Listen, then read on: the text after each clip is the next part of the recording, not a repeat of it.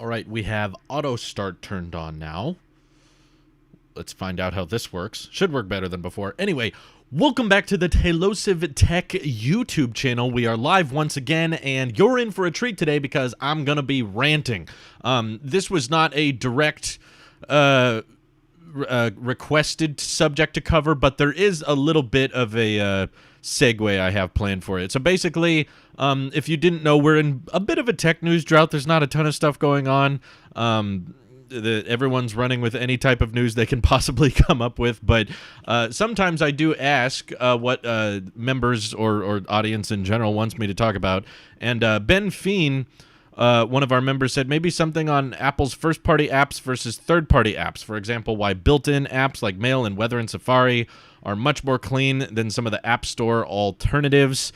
Alpha asked about would it be unreasonable to swap the M1 MacBook Pro for a 15 or 16-inch MacBook Air? I imagine it wouldn't be very cheap because the display is probably the more expensive part, but yes, I would love there to be a 16-inch MacBook Air. That would be dope. But overall, it got me thinking about Apple's first-party apps versus third-party apps and how there's a ton of reasons to use the included ones just because they don't require an additional password. Usually when they're built in by default, they don't try to bombard you with notifications. They're not filled with ads.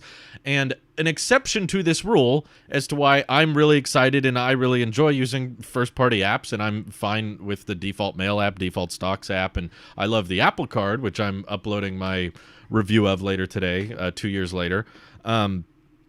There's an exception to all of these apps and all of this Apple ecosystem that I really appreciate, which is Apple News, which when they first announced it, I was a big fan. I liked the idea because it felt like Twitter was pretty good, and there were some news sites that were okay at curating the news and what was going on in the world, and it wasn't very solid at none of them were very solid at creating, a chronological, simple, easy to understand news application where you could follow the genres you were interested in.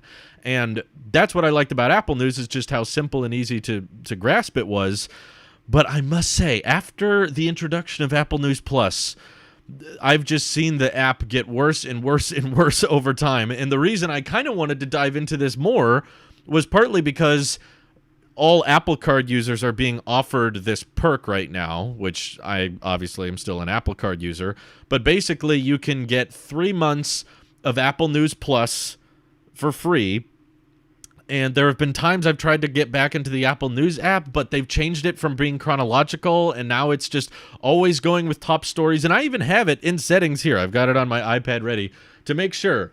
Restrict stories in today. I have it turned off. Only stories from channels you follow will appear in today. All other sources will be blocked. So when I turn that on and go back to Apple News, it keeps wanting to show top stories of subjects I don't follow, just like generic political news that I'm not super interested in.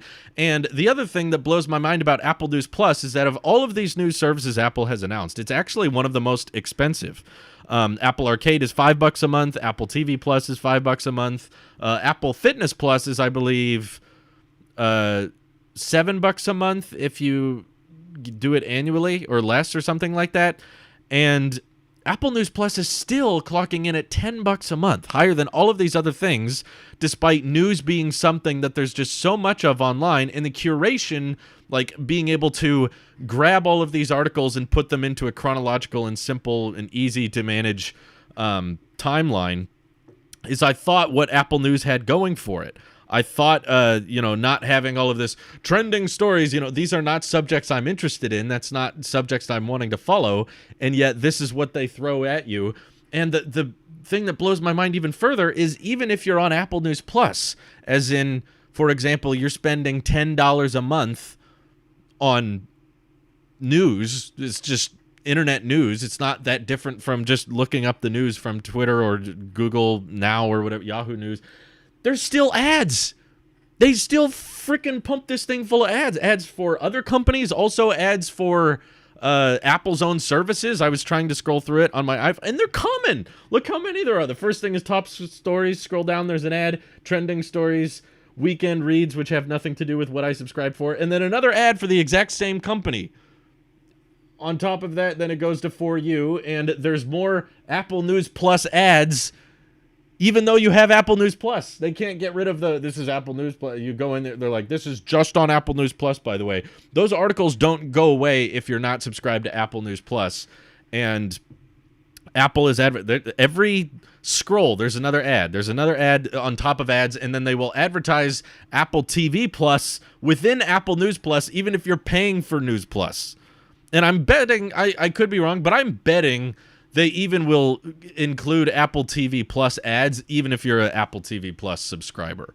Because I feel like this is something that Apple should be able to curate and understand better and figure out what people are looking for. But when you're scrolling through the Today section at Apple News, you'll still, like, another ad, you scroll down, For You in News Plus, and it gives you a bunch of political stuff that I didn't ask for that are like, all of these things are only in News Plus. So the Today section is basically ranting at you to go to the News Plus section, which only has certain very hyper-specific categories, that most of which are not the type of technology news that I'm interested in, probably because, Apple doesn't want Apple criticism to show up within Apple News Plus or something.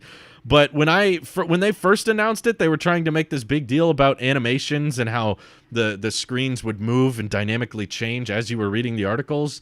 And the truth is, it's pretty rare. A lot of the time, none of this stuff happens, and it just turns into a regular news article, which I guess I could get more behind if there were no commercials and if there were no ads in the middle of.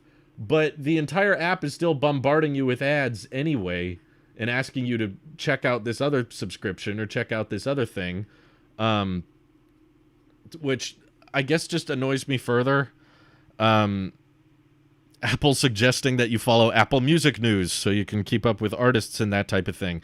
And it's gotten so bad with Apple News Plus ads, and I've had the trial, and I intentionally canceled it, and I was not now, I'm back on it, but when it first came out, I tried it out, and I couldn't find much interest in it. There were not a lot of articles that I found interesting or engaging, and it wasn't really breaking news type things like what I'm interested in following is of like, what's the latest, what's out and about. And Apple News, the regular app, just seems so focused on throwing ads at you, whether you're a paying subscriber or not, and telling you to use other services, whether Apple takes money for them or not, and also trying to get political stories in your face all the time, which I don't care about, which just annoys the crap out of me. So the fact that it's the most expensive of the services, and I believe there's even several news agencies that have since pulled out, and despite, I think it was like the New York Times or someone pulled out of Apple News Plus because they felt like they weren't getting their money's worth out of it. Apple has not lowered the price on it, and all they can really do is offer the occasional discount for Apple Card users. Yeah, they'll give it to you for free for 3 months, and then it's $10 a month right after that. Wyatt Hall says, this is obviously grounds to switch to Android. Yeah, exactly. That's why I'm really switching to Android now. It's just because of Apple News. But it's a shame to me because it's a classic example of a service that Apple used to have first-party, free, that was very simple. And I don't know, maybe I'm just remembering wrong, but when I was younger and Apple News was new, I didn't feel like there were this many ads. I feel like the rate of the ad deployments have gone up a ton, and it's become much more common to see all these ads within the app. And ever since they launched Apple News Plus, it's constantly bombarding the regular Apple News app. If you're not subscribed to Apple News Plus, it'll give you push notifications. It'll show up in the app constantly. They will bombard different articles and say, only these articles are on News Plus. Only these articles are on News Plus. Only these articles are on News Plus. And there's like another thing that annoyed me in the Apple News section is once you get News Plus for free, which I did, it automatically wants to start offering download for offline usage. It's like, oh, you got to get ready to download all these for when you don't have internet access, right? That way there's some news for you to go through. So you can't download news articles unless you're paying $10 a month, which is, I guess, another feature they came up with. But I don't know. Maybe I'm from a different time, but in the age of the internet, it has just never made sense to me why someone would subscribe and pay money to get news articles, especially when these are not offering information or any different content than what is already available. You're just hoping that the articles themselves are just a bit more creatively written, and for the occasional cool-looking GIF, that plays before you open the article. I'm trying to find a good example of one. Like if you go on National Geographic, you go to Secret of Whales. Am I going to get in trouble for showing that? I don't know if I can. But the hidden world of whale culture. Oh, no. That one's just a picture. Is this one animated? Is this one animated? Never mind. Okay, National Geographic doesn't have the animated one. This one I think had one. Nope, go back. I want to turn a page back. Contents. Yeah, this moves a little bit for the article. It gives you a little Ken Burns animations and people slightly moving. That's like the most noticeable difference. And I'm sure there are other free news apps that probably tone it down a bit on the ads, but it's one of those apps that I really enjoyed, and then Apple made it non-chronological, stuffed it with ads, bombards you with the service subscription, and even when you get the service subscription, they don't get rid of the ads, which I don't really understand. I would pay for just ad removal on YouTube for like £5 a month. Don't need music or anything. Yeah, actually, YouTube is toying around with that. Jay Money, thank you for the super chat. Do you think the iPhone 12 Dolby Vision isn't really better than normal iPhone 12 video? I'm sure it's technically better, but it's hard to notice in my opinion. When I had the 12 Pro Max and I was shooting stuff in HDR Dolby Vision or whatever, all I really noticed when playing back the video was it just jumps up the brightness really high. That was like the only difference. It didn't really feel like high dynamic range to me.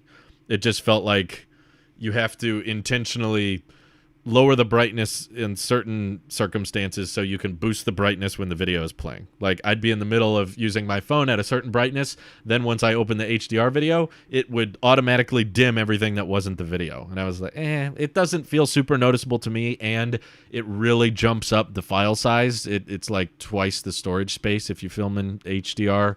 And there's very few displays that can actually play it at the true HDR that it was recorded at, including Apple's own hardware. Apple Silicon and Final Cut and Macs and stuff have a hard time loading and rendering the HDR content. So I think it's a little overrated, personally. The iPhone 12 without Dolby Vision still takes really, really good video. So I would recommend that. That's what I've been doing, and I have been very impressed with the video performance. Divid is asking, will I try the Fold 3?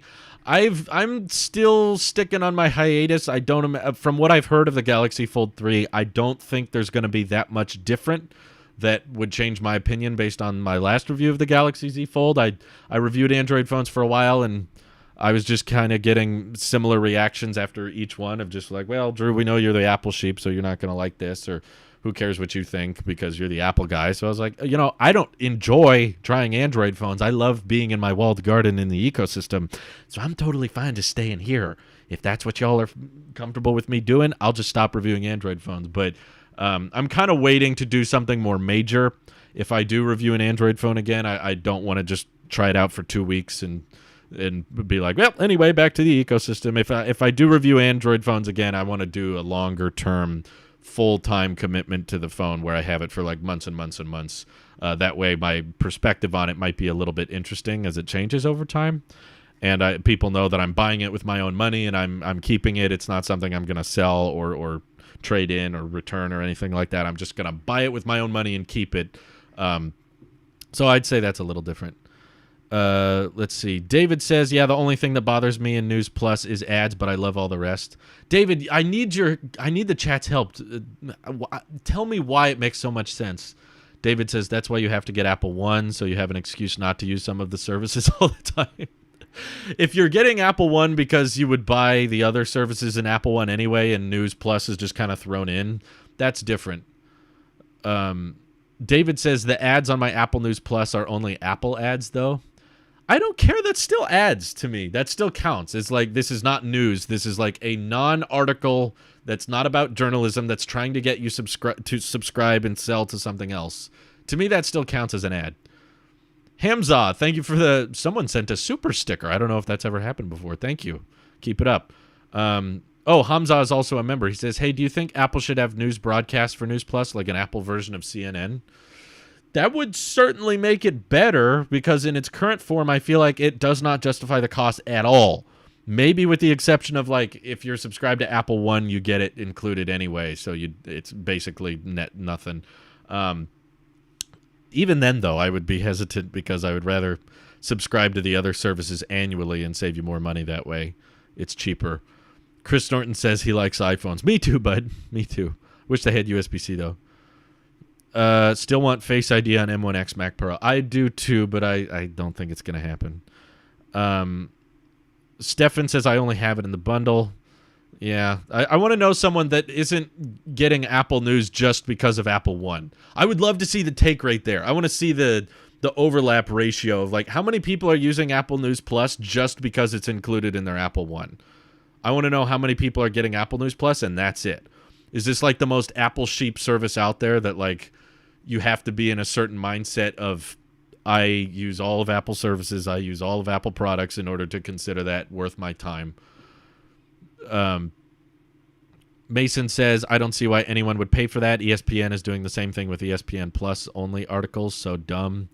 I know, it's turned me away from using it. Like, I did not want to use it for months, and then when they offered me the 3 months of Apple News Plus, I was like, I haven't tried Apple's News Plus since they launched it way back in, like, March of 2019. So maybe it's changed, maybe it's different, maybe I could get used to it, maybe there could be some articles or something that I find interesting. So let me try it again. So I signed up for it a couple days ago, and I was like, let me give this a shot. I want to review it again. And after trying it again, I'm still just really, really frustrated and annoyed with the service as a whole. I'm like, I really do not get this at all. I've tried reading these articles, and it's... Then you open some of these things, and you open the Daily, and they're like, do you want us to send you stuff directly to your inbox? And I'm like, I thought the point of having the news application is that you wouldn't have to send me crap to my inbox, and they want you to sign up. So I just don't understand what the thought process is. It's grossly overpriced. Garant says, I subscribe to Apple News Plus and none of their other subscription services. Okay, we got one. Garant's, why? What does it have that you cannot find elsewhere? Okay, he says, I do it as a matter of principle that I should support the news articles that I'm reading, but the actual experience is underwhelming. Oh, okay. Well, that's an interesting way of looking at it. I mean, to be fair, I'm guessing Apple's taking a fairly decent cut of that revenue, but I appreciate the mindset. I also just want to acknowledge the fact that you said the actual experience is underwhelming. Basically, you're paying for Apple News Plus out of a donation mindset for the same reason people would super chat or become a member here. I don't need you to do that. You don't really get that much out of it. I try to give, exclusive updates here and there, but for the most part, the main reason someone would subscribe is just to help me out. They're just like, hey, I like what you do. Keep it up. I think you can run a poll on a live stream, right? I can, but we've done that before, and we ran a poll to see what people thought the worst Apple service was, and it was overwhelmingly News Plus. So I imagine that's probably how should we run the poll this time? Let's see. Would you have Touch ID on power button or embedded screen on iPhone? I don't understand why Apple wasted time on child protection. They should just focus on Touch ID issue. Well, I think there's a way they can do both, but Touch ID, I agree, would have been a good idea to have. Not that I would care, because if I'm wearing a mask, my iPhone unlocks when I'm wearing my Apple Watch, and I prefer Face ID. But I do agree that Touch ID is a feature that normal people know about, whereas 120 hertz or LiDAR or slightly better camera performance and that type of thing, that's not something everyday people are going to care about. So I've struggled to figure out exactly what Apple's going to upsell people with. Like, you should get this year's iPhone because, I don't know. Touch ID would be a good one, because a lot of people that are not in the tech community know what that is, and a lot of people miss it. Or I know some people that will not switch to a new iPhone because they want Touch ID so much and they prefer it. So I think that it's a good idea to have, but of course all the leaks and rumors are saying it's not going to happen this year. But I'm guessing it's a price thing. Apple just thinks that if there's two biometrics on a device, not enough people are going to use it, and that's just going to add to the overall cost of the iPhone. Even if it sounds cheap, the profit margins they have to retain on them, I'm guessing Apple doesn't want to budge much on. So, yeah, I know Garance cares about LiDAR. There's probably tons of you that are going to buy this year's iPhones for all techie kinds of reasons. But sorry, Starlink's freaking out. One sec. We'll let it bounce back. Sorry. Sometimes Starlink, it's actually getting really, really smoky where I am. That's why I look a bit more orange than usual. So when it gets really, really smoky, I don't know if that impacts Starlink, but in the past it hasn't. Although it's not been as bad as it has been today. There's a lot of wildfires going on. So if that happens, just be patient. I should bounce right back. Usually the brief little outages, Starlink is still in beta, so I'm not going to get too fussy until it's out of beta. And if this still happens when we're out of beta, then I'll be a tad more annoyed. But for the most part, it bounces right back. Rise says, I personally use Google News because it gives me news articles I actually like. Yeah, I have to imagine Google's algorithm's probably better at predicting that type of thing. But I have to imagine Apple probably thinks that if they added Touch ID to the iPhone, there would be a large number of people not using it at all, which is why I think it might be a reasonable idea to give it to the pros and not the regular iPhones. It's like, if you really want Touch ID, you can pay for it, but if not, then we're just going to stick with Face ID. But given how Face ID seems to be replacing everything, and Apple's very proud of it, and Mark Gurman has talked about how they probably want to keep pushing Face ID on more devices eventually. I'm guessing that adding Touch ID to the iPhone would make it look like they're giving up, like they're going backwards. Love TV Plus myself, would pay the cost just for Home Before Dark and Ted Lasso alone. Yeah, I know a lot of people that seem to like TV Plus. I don't have very many complaints with it. It's just I tried several of the shows on there, and none of them were my cup of tea. I tried several. There were some good ones, but overall, nothing was like to die for. Like, I absolutely need to keep watching this show. But you guys know from yesterday's video about the free services that I don't pay for any streaming service. So nothing wrong in particular with Apple TV Plus. I think it is fairly priced considering the wide collection of shows on there, the resolution and the quality of those shows. They got great dynamic range and high resolution. They're well shot, and the collection is growing, and they seem to keep it at $5 a month, which is objectively like cheaper than all of these other paid subscription services. I just like the free ones because we haven't run out of stuff to watch on all these free services. But Apple News Plus is literally twice the price of TV Plus for, I think, like a fraction of the advantages. It doesn't change much. Imagine if Apple TV Plus offered the same free content that Peacock offered, and there were still ads, but it was still asking you to subscribe to Apple Music in between. I guess, when I did have Apple TV Plus, there were ads at the beginning. I don't like that. Amazon Prime has done that too in the past. When I'm at friends' houses and stuff, I see that you're about to watch a show, and then Apple TV Plus or Prime Video will give you an ad for another show on that service. And I'm like, I know what I'm watching. I click this movie or I click this show for a specific reason. Just play that show. You don't need to tell me about another show. That there's already going to be ads when I'm scrolling through TV Plus or I'm scrolling through Prime Video. There's already going to be other stuff that you're advertising. So, to be fair, TV Plus is only the price it is because Disney Plus launched sub $10 a month. That's true. I have to imagine that when Disney Plus was announced for $7 a month, Apple was just like, okay, we got to go lower than that. Apple probably wanted to do $10 a month for TV Plus. That would not shock me. I put a small camera on the side, and it makes a clicking sound to unlock, and you allow it to play music. You must do it to... Face ID on AirPods? Give me a break. Seriously? Where does it stop with you guys? Have you ever tried Quip products? Their company values align with Apple's, and it's the best toothbrush I've ever used. I've heard of them, but I don't like monthly memberships, and I believe Quip don't they have one? They are kind of a genius mindset. Let me look them up right now. Not a sponsorship. Oh no, this is something else entirely. Oh yeah. Getquip.com. Don't they have like a monthly thing? They've geniusly found a way to like get you to pay monthly for your toothbrush. It's so much cheaper to just get a tooth. We got these electric toothbrushes on sale. I actually did a vlog on it a while back. We got these electric toothbrushes on sale that were like $30 a piece, and they work really, really well. And you can get these like collections of floss sticks for like I don't know, $2 and you get like 50 of them or something like that. I don't know. I haven't tried it, but I don't like memberships. I try to avoid those whenever I can. Let's see. I might subscribe to Apple TV Plus once the Foundation series is available. I just keep waiting for those deals because if the take rate is low enough, Apple's just going to offer it with something. Let's see. How do you like YouTube streaming, and would you recommend I leave Facebook gaming / Twitch? I've been considering it, but didn't have anyone to ask what it's like.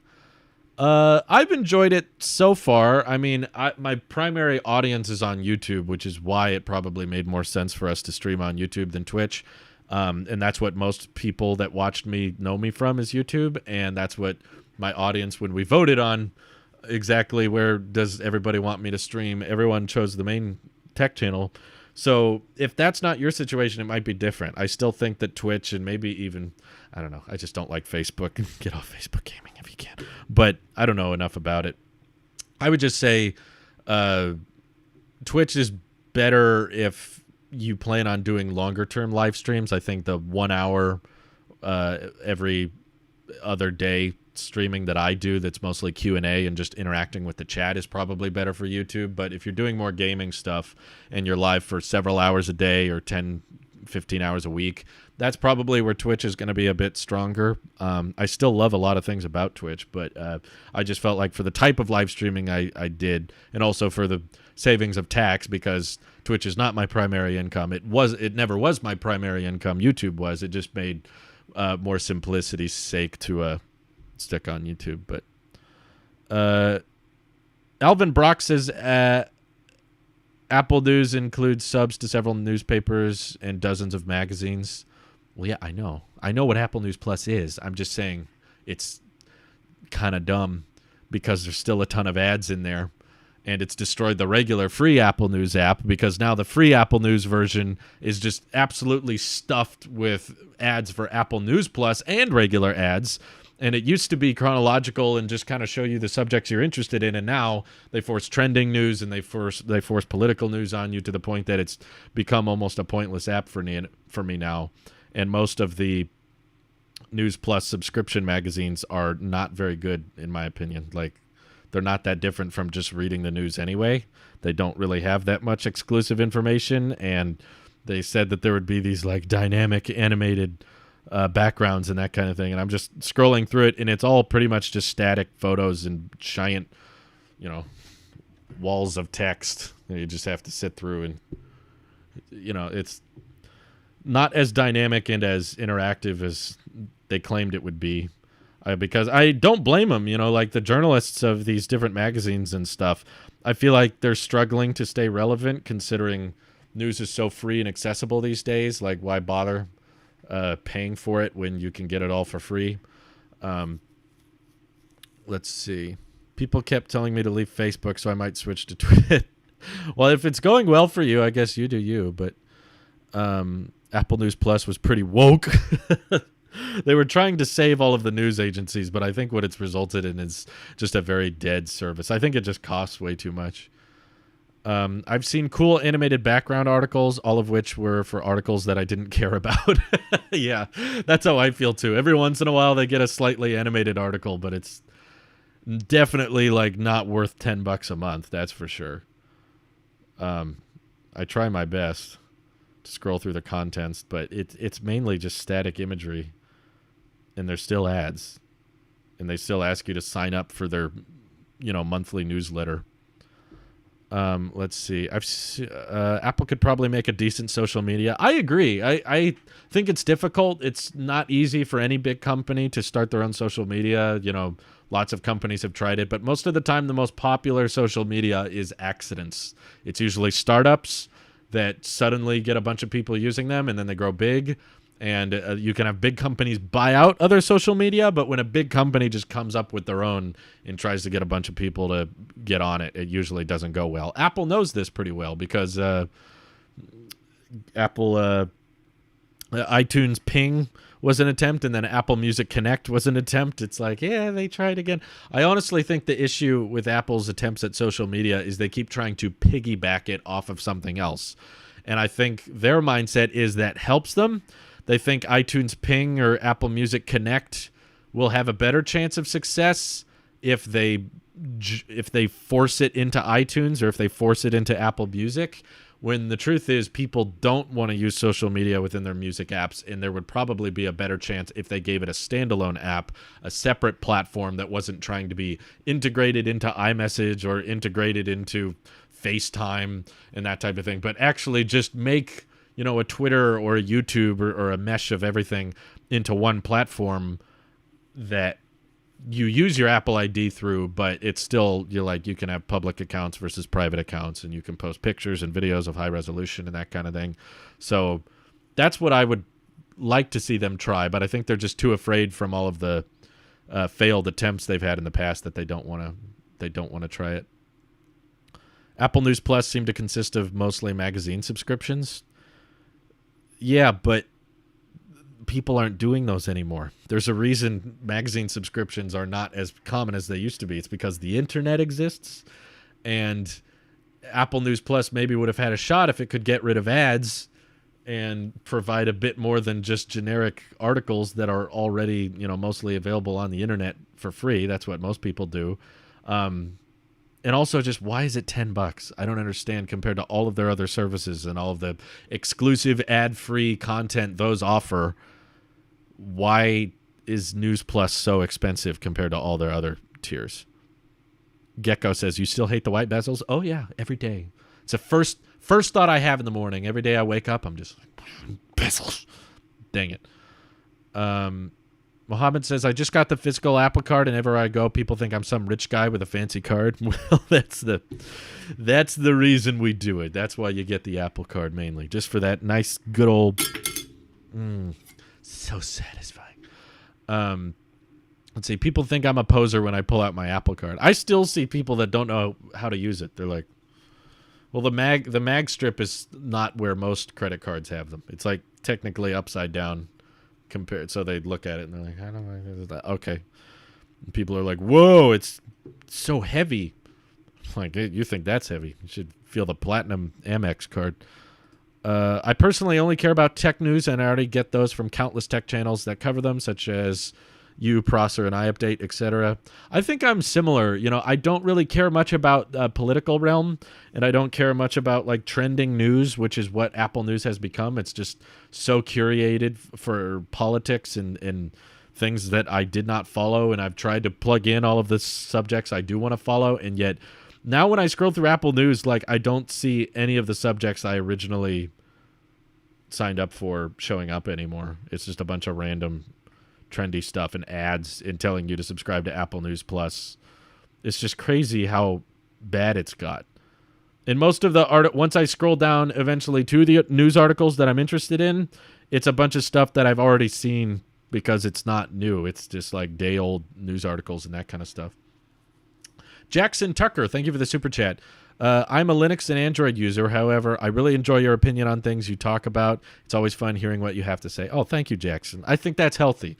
I appreciate the donation. And also, it's a very much a healthy thing, in my opinion, for you to follow creators and follow people that you don't necessarily agree with. I try to do that the best I can with YouTube channels. I follow channels that say things that I don't agree with and I oftentimes disagree with. Because honestly, if I find a creator or a channel that says mostly stuff I already agree with, it's like, it's not productive.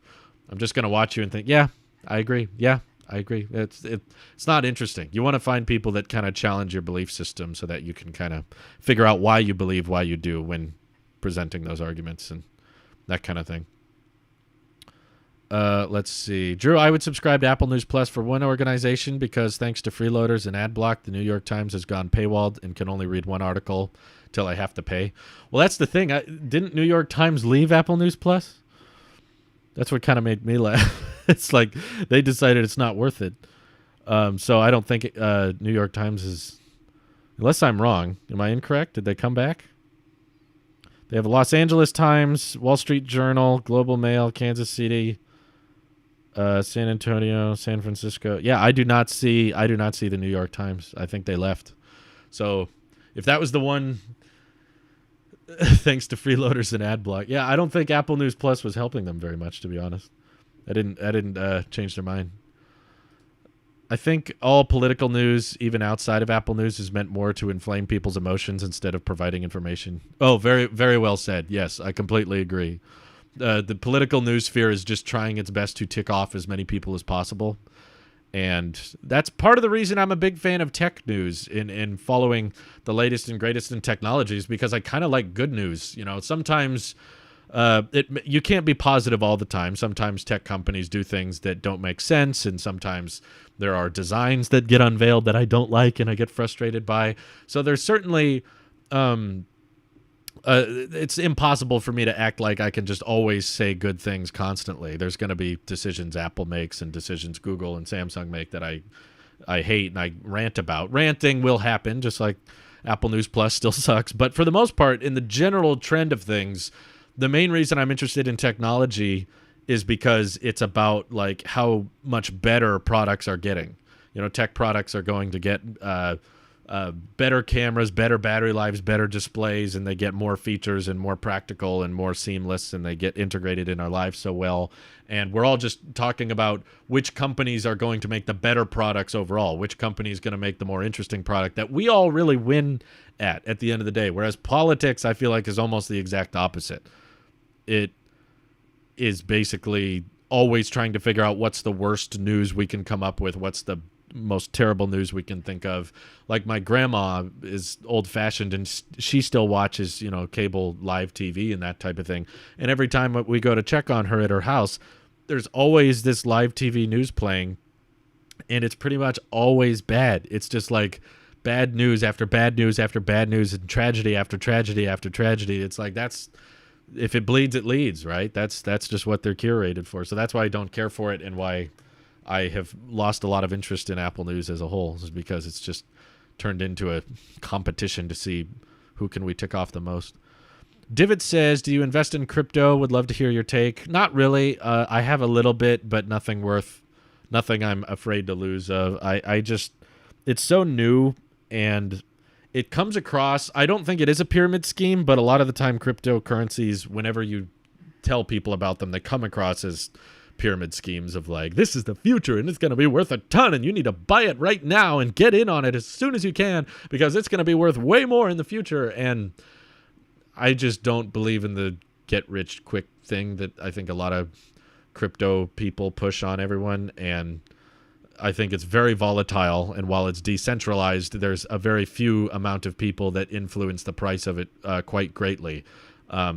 Okay, it's not backed by any particular government, and it's decentralized, and it's more based on the internet, but if your currency changes based on what Elon Musk tweets, or what companies are supporting Bitcoin and what companies are not supporting Bitcoin, or whatever cryptocurrency you want to talk about, it just fluctuates so much based on what basically big companies or billionaires think of it. And to me, it is too volatile to know enough about in the long term about how it's going to age. It's too unstable, whereas the stock market we've had for decades and decades and decades, and it's a lot more predictable and it's a lot more steady, that you can predict, like, okay, these index funds are likely to grow this amount by this amount. So I guess I'm more of a stock guy over a crypto guy, but I don't think crypto is going to go away. I just don't believe that it's going to become the mainstream currency. I guess some people believe that, and I don't see that happening just because of how many altcoins there are and the complications of cryptocurrency, of having, how much is this Apple? Oh, it's 0.000001 Bitcoin, that type of thing. And the whole process of digital wallets is going to be far too complicated for especially the elderly to understand. If you want a standard currency to become the norm, it's going to have to become understandable and applicable to everybody. And that doesn't just include the tech community, which I think that's the majority of people that are into crypto, are people that know about tech and know how to maintain digital wallets and that type of thing. But I think most people are buying crypto because they think they treat it like a stock. In the future, they'll be able to sell it for another currency that will be the standard. I don't think there's a ton of people buying into crypto simply because they believe. I mean, there are some. There's a ton of people. I shouldn't say there's not a lot. There's definitely a lot of people that buy into it thinking it's going to be the future. I just don't think it is. I think it's too volatile and too complicated to become the mainstream. Anyway, that's just my little side rant. No financial advice here. I'm no expert. Do your own research. And I don't know what I'm talking about. So I'm just a guy on the internet that likes Apple products. So you really shouldn't trust my opinion. I wouldn't hold much weight to what I think. Benjamin GL, thank you for the super chat. Apple should make ratings for each news site and for each individual journalist and give them each feeds to post through, which automatically is updated via the article headers. That'd be kind of interesting. I even remember Elon briefly talking about that as some kind of news rating site where we could figure out which news sites were known for posting false information or skewed information, but it never formulated into anything. But I like that, making ratings for each site. But I guess people wouldn't want to be on Apple News Plus if they got low ratings. That wouldn't be there. Lucas, for example, says he believes Bitcoin will be the future global currency. We'll see. I just have a hard time imagining explaining to Grandma what a blockchain is. And imagining how Grandma's going to have to divvy up her finances to understand. That's how much is this bread? Oh, it's 0.000001 Bitcoin. Oh, and this one is 0.000004 Bitcoin. You got to add those together. Yeah, it's probably not a bad idea to dabble in the investment of it, but I would share in the investment. I would share in the idea of, because it's so new and because there's a lot of laws that have yet to be passed on crypto. And there's a lot that could change, if certain governments say, well, I know that you can't technically ban it because it's decentralized and it's very difficult for governments to track. But if governments start saying that businesses can't allow certain types of cryptocurrency, and they start saying accepting this type of cryptocurrency is not okay, or you can only accept this type of cryptocurrency that we specifically have analyzed and created ourselves so we know it's okay, that could very quickly, by some major government decisions, tank the value of other cryptos out there. So basically what I'm saying is don't put... Mohammed says, I'm a tech dude and I still don't understand blockchain. Yeah, I think it's very difficult to understand for even somewhat tech. I have a difficult time understanding it, but I think I do. All I'm saying is the money you put in crypto, be prepared to potentially lose. Don't put so much in crypto that if the value of the currency tanks, you're going to go like homeless. If you're going to lose all your savings and you're not going to be able to pay your bills because you dumped all of your money in Doge thinking that was the future of currency, or even Bitcoin, they're still extremely young, relatively speaking. I know that Bitcoin's been around for like 11 years, but in the financial world, that's still relatively new, and there's still a lot of untested waters in markets and what companies are going to be able to accept the currency of. And I also have a hard time believing it would be the future of currency when it's supposed to apparently appreciate so much over time. It's like, why would you spend money on a depreciating product? Like Tesla, for example, if you wanted to buy a Tesla with Bitcoin, you're buying a vehicle that will depreciate over time with something that you believe is going to appreciate over time. So I believe there's a lot of people that want to buy Bitcoin, but how many people want to spend Bitcoin and lose that currency for something that's temporary, like food or bills? I don't know. I feel like there's a certain level of inflation that you kind of do want. Not a high level of inflation, but people are more inclined to spend money on converting Bitcoin to regular dollars and then using those dollars to buy things because they know that the dollar is going to be worth less over time. Anyway. Don't get me started. I really am an idiot. I'm a moron. I don't know what I'm talking about. I don't buy much crypto. I don't dabble much in it, and I also don't research it terribly much. So there's probably a bunch of stuff I don't know. You guys could be right. Bitcoin could turn into $10 million in the future, and I was just like, man, we should have put... But the only thing I'll say before I get to the rest of the chat is that it's always easy in hindsight to know what you should have done, particularly with investments. Like, it's a no-brainer. It's caveman logic to act like in hindsight you can go look at an investment and go, man, I should have bought here when it was low because then it would be worth more in the future. Everyone does that. It's the easiest thing in the world. You can go back and be like, oh, should have bought this currency here, sold it here, would make more. You don't act like you're a genius. Like, if we knew what the future of the currencies or stocks were going to be, everyone would be rich. In fact, I think paradoxically it wouldn't work because it requires everyone to buy it. It would be a self-fulfilling prophecy. So the truth is we don't know. We don't know what's going to happen. It could tank. It might take off. It just depends on variables outside of the everyday person. Benjamin says, as a way of having readers see bio info of author of... Okay, you got to read these a little bit better because I'm trying to decode them, Benjamin. I appreciate the super chat, but if you don't proofread them, I don't know what you're trying to say. As a way of having readers see bio info of author of article quickly and easily and automatic labeling by Apple of what kind of article is it, opinion, maybe even color-coded badge based on average bias.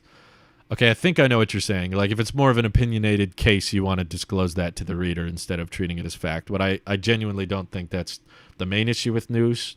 Most of the time people are pretty upfront about opinion pieces versus fact pieces. The bigger problem is where people get their facts, and a lot of people will present unproven facts as if they are fact, and that's a bigger problem. Benjamin says, my year-to-date in crypto is negative 50%. Year-to-date in stocks, 255%. Stick with stock market, people. Also, Drew, I'm still going to buy you a Cybertruck if I hit 1 million. Not joking. Benjamin, that's very generous of you. I'm not gonna assume that, but I appreciate it. Drew, you're not an idiot. You're half the reason I bought Tesla. Don't give me credit. Tesla could tank. We don't know. I don't want to take credit for anybody's investments, but I do appreciate the super chats. I am an idiot. Let's be honest. You guys have seen some of my videos, right? You remember the Louis Rossmann Linus Tech Tips response videos? I'm stupid sometimes. I'm not going to say I'm stupid at all times, but I've been stupid. We all know this. Let's not pretend. There's a lot of mistakes. There's a ton of videos I regret making in hindsight that I'm like, man, why did I go there? I think when I was younger, there was a lot of content that I felt like I didn't care what people thought. In fact, I maybe was not consciously thinking it, but I think there was a lot of content that I intentionally was trying to tick people off with. There was a lot of videos and subjects where I was like, I'm just going to throw this out there because I know it'll make people mad and that'll get me more views and that type of thing. And I was like, that's a bad reason to make content, and I shouldn't have done that. And regret is not a productive emotion, so it's not something I like dwelling on. You know, sometimes I stay up at night and think about how embarrassing it is that I've made videos on subjects, and I was like, I really didn't know what I was talking about. I didn't really have a full grasp on the situation. I was just trying to get a reaction out of people, and I'm like, why did I do that? I shouldn't have done that, and maybe I should just take the video down, or maybe I should apologize. And I was just like, you know, I'm really not going to benefit much just by dwelling on the past. I should just mainly focus on being a better creator moving forward and trying to be more well-versed in topics and know more of what I'm talking about before I hit the record button. And I'm trying to be better. I'm still not perfect. I'm still going to make mistakes and that type of thing. But, and there's definitely certain subjects where I'm not going to be ashamed of my opinion, you know, like the 24-inch iMac. I didn't do that just to get a reaction out of people. I was actually looking around on Twitter and Discord, and most people were liking it, including my own live streams and comments and stuff. I was like, people keep thinking they're part of the unpopular opinion. Unpopular opinion, but I like the iMac design. I was like, most people like it. Most of these people are fine with it. And I felt like I was going against the grain by saying I hated it, but it is truly how I felt, and I knew why it looked the way it did. And I was like, no, I'm not going to be afraid of my opinion, but there's definitely, in the past, there have been times where I didn't know what I was talking about, and I just started talking before I realized the full gravity of the situation. Don't take it the wrong way, but some of your old Apple predictions are crazy. Yeah. No, I agree. I think over time, when you're a content creator for a longer period, you start to wise up and realize when things don't go the way you think they are. And it's like when Apple goes back on certain things. When you're younger and you're first getting into Apple, you're like, oh no, Apple thinks this is the future and everything's going to go that way, and in the future everything's going to be portless and wireless and charging over the air. And then years and years go by and you've been thinking that Apple was going to go in a certain direction, and then they go backwards. They give up on the butterfly keyboard, or they give up on 3D touch, or they give up on inductive charging, and they go back to MagSafe, or they stick around with Lightning. And I'm just like, oh, okay. I thought it was going one way, and it didn't go that way. You just didn't know. It's difficult. But over time, with more experience comes wisdom, I guess. Not to say that I am wise. I'm still wrong, and I still get things incorrectly a lot of the time. But my goal is to be less wrong and less of an idiot. As long as I'm less of an idiot than I was a year ago, then that's improvement. Hopefully I'll be smart one day. That would be nice. Benjamin super chatted, your analysis is so on point with Tesla, way more than others. I wonder what you're referring to, because I don't have that different of an opinion from everybody else. Maybe just my lack of... We'll give it a minute here. Okay. Starlink, I think, you know what I think is happening? I believe a bird is sitting on the Starlink dish right now, and he's interrupting my signal with the satellites. Okay. Drew, yeah, I read that one. Let's see. Do you need help? Are you looking to hire a researcher or a thumbnail editor or anything? No, we've been trying very hard over the last couple of years to see if we can get our investments down. Not our investment. Sorry, investments up and our expenses down. We've been trying to see how many things we can cut out budget-wise, just to see how affordable, how much we can put in investments, because that will appreciate with time, whereas money we spend on expenses and subscriptions and buying things we don't need, that's all going to depreciate. That's how you turn your money into no money, whereas investment is how you turn your current money into even more money. So anyway, what did Benjamin say? I like giving back to creators because they really help me deal with life. Oh, thank you, Benjamin. That's nice of you. Appreciate it. Okay, Raimslayer asking the big question. He's super chatted. What do you think about the Apple Csam update? I know that everyone's talking about it right now, and it's a very, very popular subject in the tech space right now. The truth is, the reason I'm not making a video about it, and spoiler alert, the next tech podcast, we don't talk about it either, is because I've had a ton of conversations with people about the privacy concerns and Apple's change in looking for Csam. And the more I've gone into this discussion, the more I've realized it's really not a tech thing. And I want Tailosive Tech, the podcast and the videos, and even the live streams to a certain extent, to primarily focus on what we're excited about with tech and what we do and don't like with services and, what that type of thing. Whereas what happens with the privacy discussion is it very quickly turns into a moral debate. And personally, I don't think there's an easy answer. Both sides have very strong arguments. Both sides have legitimate concerns. And I understand why it's controversial, and while it's borderline political, is just because both sides of the argument, I think, are very valid. And I can't confidently say one is right and one is wrong. It's called a compromise. And there's a lot of different opinions people have on privacy. If you guys have been watching me for a while, you're aware that I think digital privacy is kind of a myth. I think that Apple has bragged about privacy as more of a marketing selling point. And it's not to say that they don't do good things for privacy. They have, like the sign in with Apple thing, so you don't have to give Facebook or Google your email and that type of thing, and iCloud Private Relay. And Apple has legitimately done a lot of things for the sake of privacy. But I just think the scenario that was presented to them with this Csam was probably incredibly difficult, even for a company that does try to prioritize privacy. But at the end of the day, they are a company. Let's not kid ourselves. They do have to care about profit margins to a certain extent. And, if all they cared about was privacy and not profit, then, they would die. Companies need money.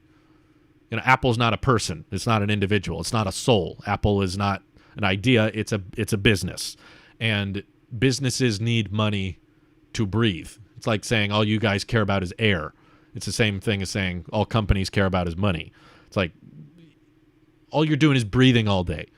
All you care about is air. It's like, well, yeah, but I care about other things, but I need to breathe to do the other things I care about. Same thing with companies. They do need to care about money to a certain extent, but I think that essentially what happened, for one, this is a big can of worms we're getting into near the end of the stream, but at the end of the day, I think there's a lot of misinformation about how this system works. A lot of people don't understand it.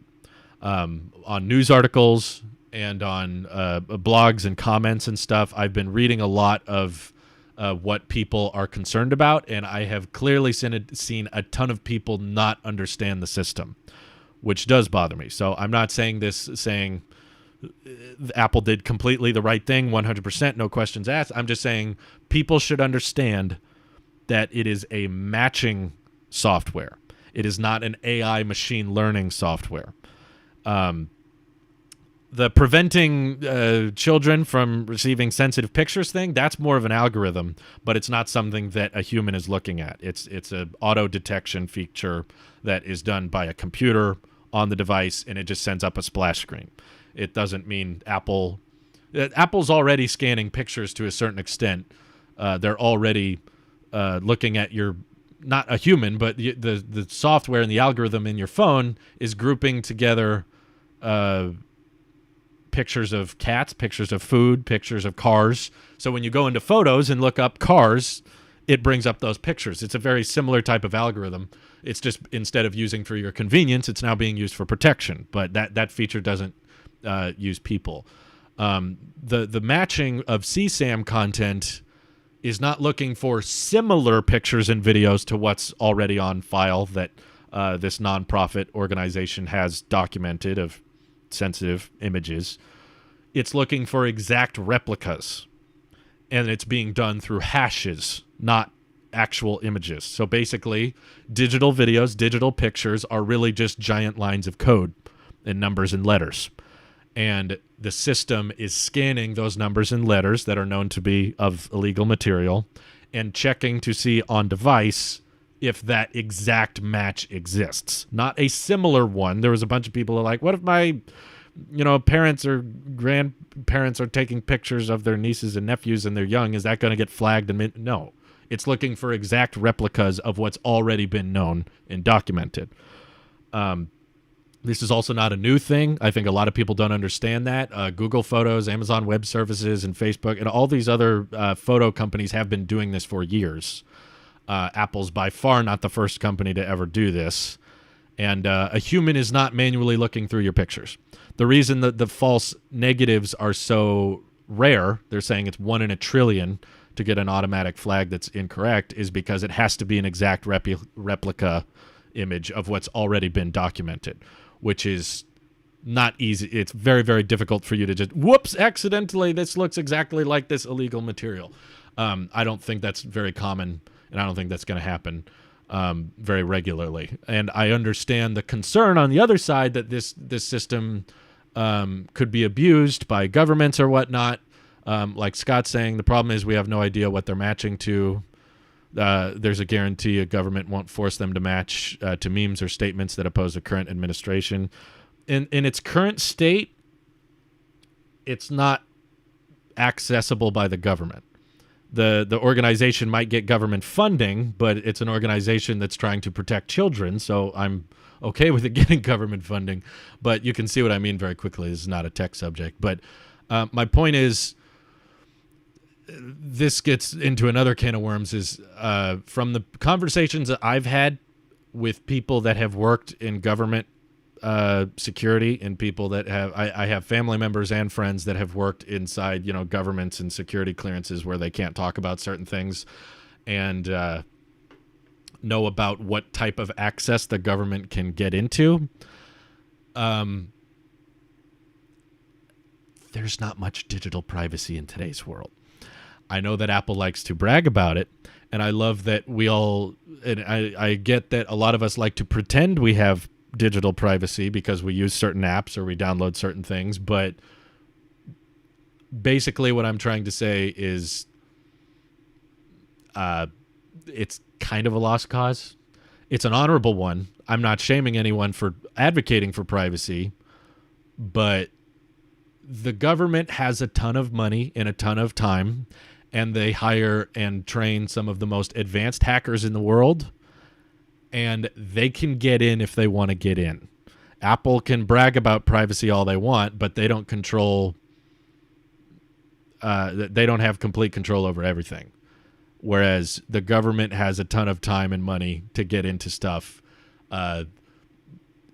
Basically, if you've got stuff to hide, don't store it on any device that has internet access. From the conversations I've heard, like, Google knows a crap ton about you, and I know you're all using a Google service right now. And pretty much any device, even if it does say it's encrypted and stuff, there's ways the government can intercept things that are seemingly encrypted, and decode things, and it's always a moving target. It's not like, okay, we've figured out security and privacy, done. There is all of security and encryption is designed by humans, and humans are not perfect, and we code things with flaws that can be breached by certain hackers or certain people who know how to breach in. So I've just kind of given up on the idea that we have privacy, which is why I don't think it's a big dent in privacy for Apple to add this feature. I'm like, if the government wants to get on your device and read your texts and find your pictures, they can do that. Don't think that they couldn't do it before and now they can because Apple changed their Csam policy. Like, it's essentially the same thing as thinking like the monster can't get me if I'm under my blanket.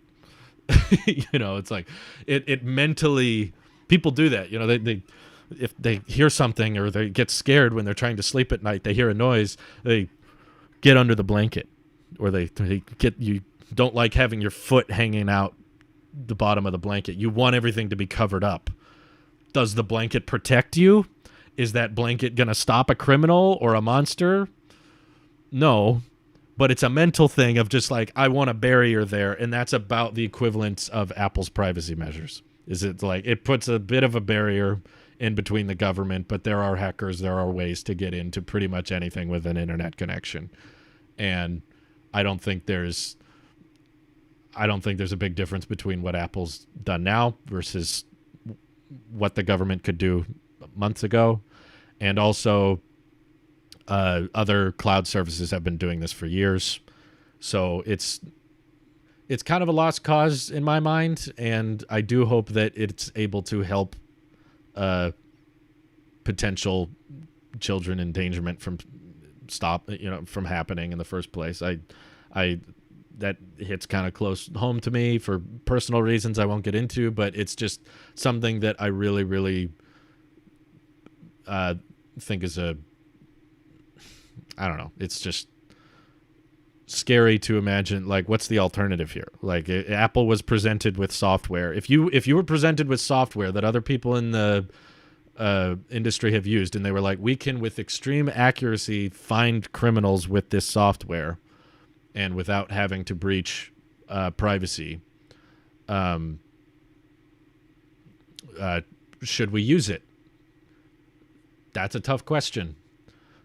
Because if you say no, think of the consequences of not having that feature and what could happen because we don't have that or choose not to use that. There's some really horrible, horrible things that could happen to a lot of innocent people if these features are not utilized. So it's a tough one. There's not an easy answer, and I completely understand people's concerns because I know a lot of people don't believe in digital privacy as a lost cause, and they think it's worth fighting for and worth standing up against. I've just, from the conversations I've had with the people I know, I just know that for me at least, I don't see much of a point in advocating for it. I'm like, it's not going to change anything. The government had access to all this stuff anyway. You may think they have less access now, but they. I don't know. We all know online, no privacy. This, though, will be used to invade our own personal being. I'm saying they could already do that. That's what I'm trying to say. Like, I know it sounds depressing, but I just mean the government sees far more than anyone who thinks that Apple provides a more private experience the best we can get out of Apple's privacy concerns is less targeted ads, and Facebook and Google having to try harder to make money. If you're worried about government intervention, they got it. Anything. On device, off device, cloud storage, local storage, it's all there. They know how to get a hold of all that. Anyway, it's depressing, and it's more of a moral discussion to get into. That I think that so many people are talking about it. I want to at least be the one voice that is trying to keep things back to tech, because it's a sad, depressing subject in general. Especially because of things I know that I don't want to talk about on record and that type of thing. It provides sad imagery, and it's a real issue, but I just don't know what we can do about it. Apple's not asking for our public opinion. They're not pitching this idea to us and saying, well, if enough people complain, we'll roll back on it. It's like, no, Apple has seen the criticism. I think they're just going to do this, and we can complain, we can fight, but what are you going to do? Are you going to switch to Android? It's not safer over there. There's not more privacy there. So you can punch and scream and fight with Apple, but what are we going to do? Unless you're just going to live out in the woods somewhere without any technology or internet. If you really care about privacy, that's your best bet. Just disconnect from everything. All social media, all YouTube, anything internet related, just detach from it all. So if you're not willing to do that, the government will find a way to get what they want. So yeah, it's not a fun subject, which is, I guess, why I'm not super into it. It just feels like there's no happy ending. You get the Freedom Phone, maybe. I don't know. And then Drew's going to say he ain't wise. It's true. I'm just one guy. I'm not that old. I don't have that much experience. I know people familiar with the matter. I'll say that. And I don't think there's much hope in digital privacy. Spamming Lit 8 isn't going to get you anywhere. There's no easy answer. I have a younger brother. He has an iPhone at an age I never had a phone at. The fact he has access to everything on the internet I do is quite scary. Yeah, I agree. That is terrifying. Got a super chat, I think, right before we end here. Benjamin says, referring to you digging into and speculating accurately on production timelines and factory updates and supply chain stuff, you give enough information for me to continue to run with. Okay, good. I'm glad that's useful to people. I like to feel that my information's entertaining or at least informative.